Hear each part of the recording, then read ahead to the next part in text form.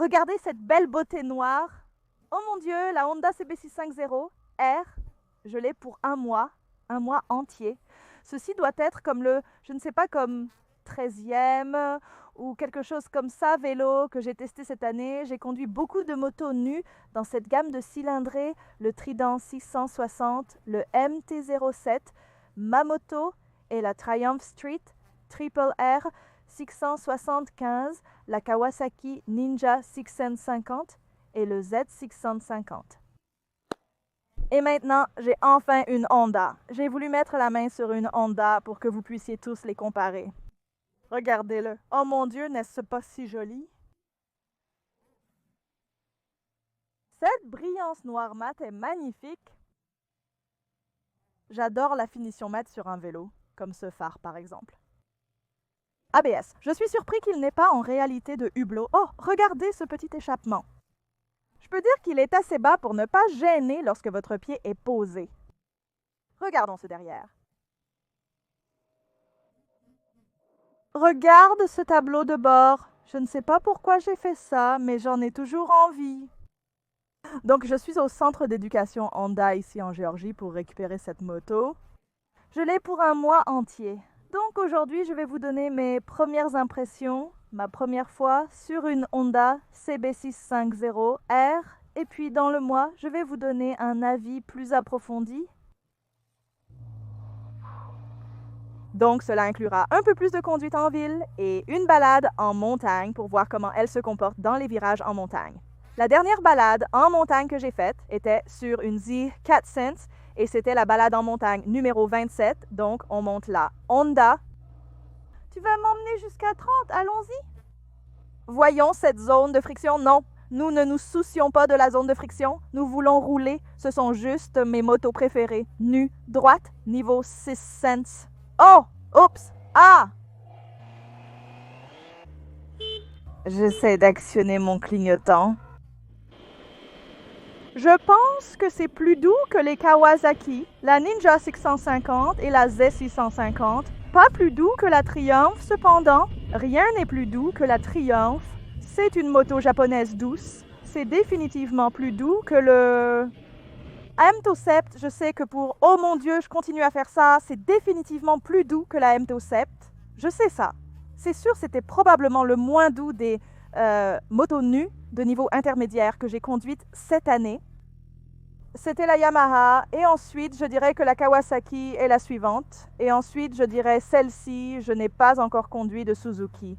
Donc c'est sur ma liste, je n'ai pas de contact chez Suzuki, comme j'en ai pour Yamaha et Honda et Triumph. Donc si quelqu'un sait comment les joindre, faites-le moi. Savoir, oh vous savez quoi, allons sur l'autoroute. Juste un petit peu, ça devient assez bruyant sur l'autoroute. Donc je ne vais pas rester ici à vous parler longtemps, mais juste pour sentir un peu comment cette puissance est à plein régime. Oh mon Dieu!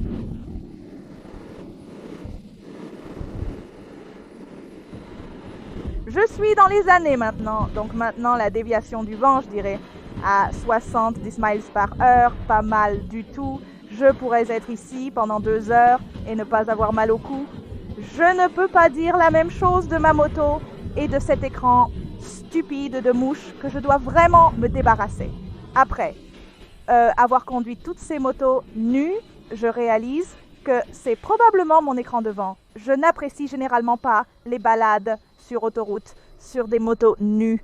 Donc, plus vite que 70 ne serait probablement pas très amusant. Pour longtemps, je ne trouve rien qui bat les courbes pour moi.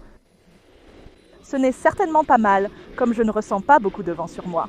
La principale chose que j'ai remarquée à première vue en termes d'apparence, c'est je ne pense pas qu'elle ait un hublot d'huile.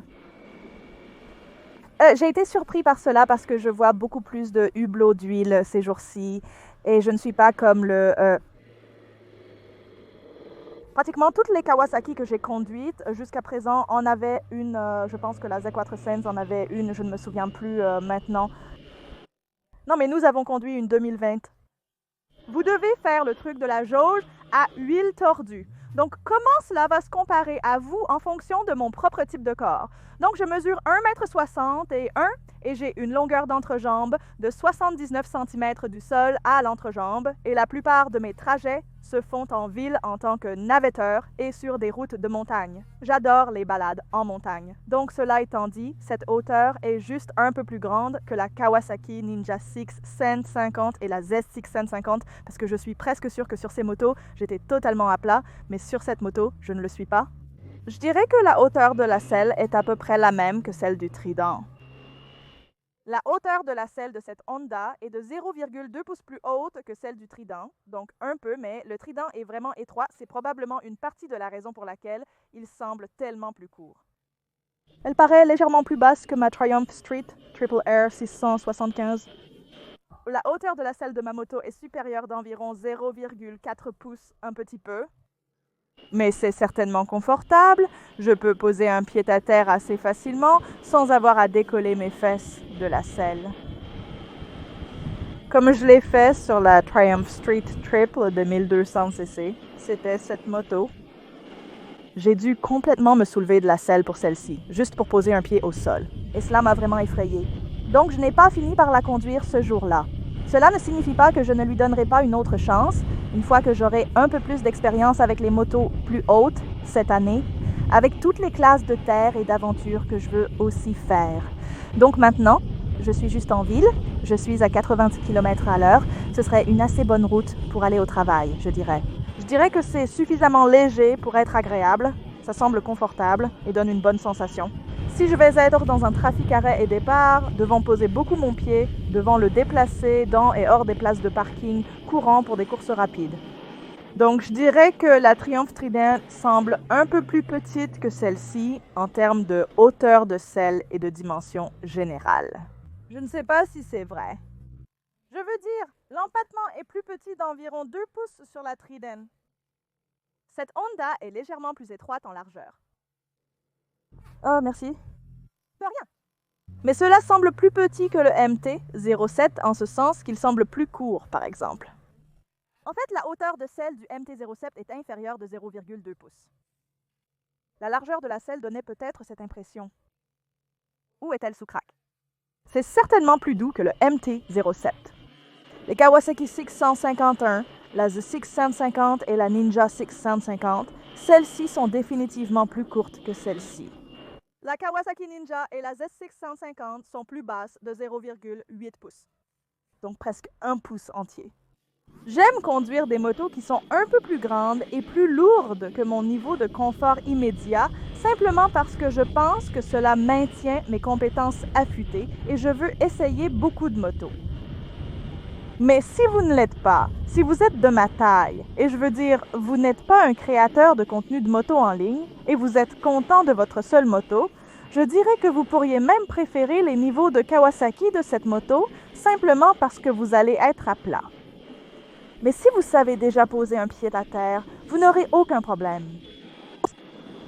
Ce vélo serait définitivement génial.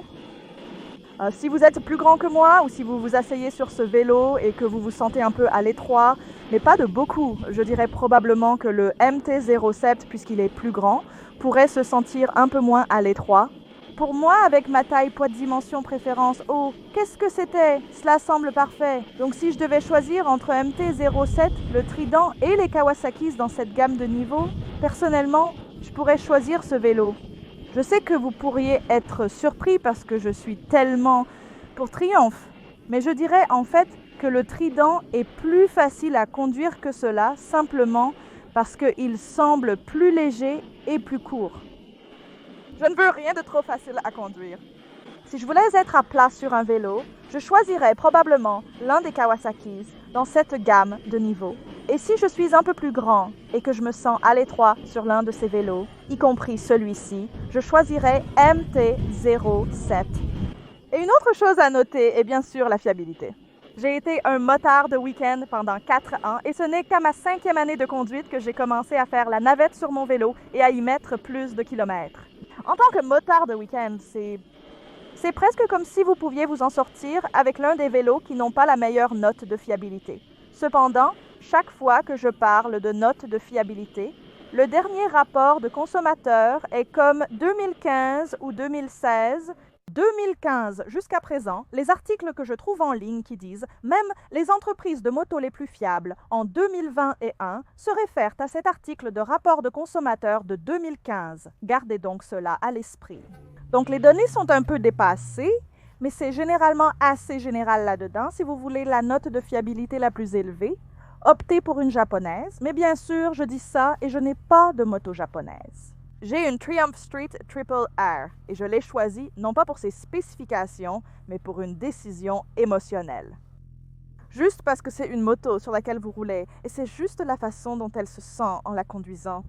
Oh mon Dieu, et c'est ainsi que je suis tombée de mon vélo. C'était tout ressenti. Mais si je pensais que je voulais avoir des pièces plus abordables, un service plus abordable, plus de concessionnaires disponibles, je n'aurais pas pris mon vélo, j'aurais pris un vélo japonais. Je suppose donc que c'est important d'y penser aussi. C'est mon ami Squid. Et Squid, de cette façon, me fait craindre pour sa vie. C'est littéralement mes premières 20 minutes sur ce vélo en environ un mois. Je vais faire une autre critique après avoir roulé avec cela pendant un peu plus longtemps et l'emmener dans les montagnes. Faites-moi savoir s'il y a quelque chose de spécifique que vous voulez que je discute ou voir ou faire avec ce vélo pour cette prochaine critique. C'est magnifique. Allez le regarder. Je veux te regarder le regarder. N'est-ce pas joli?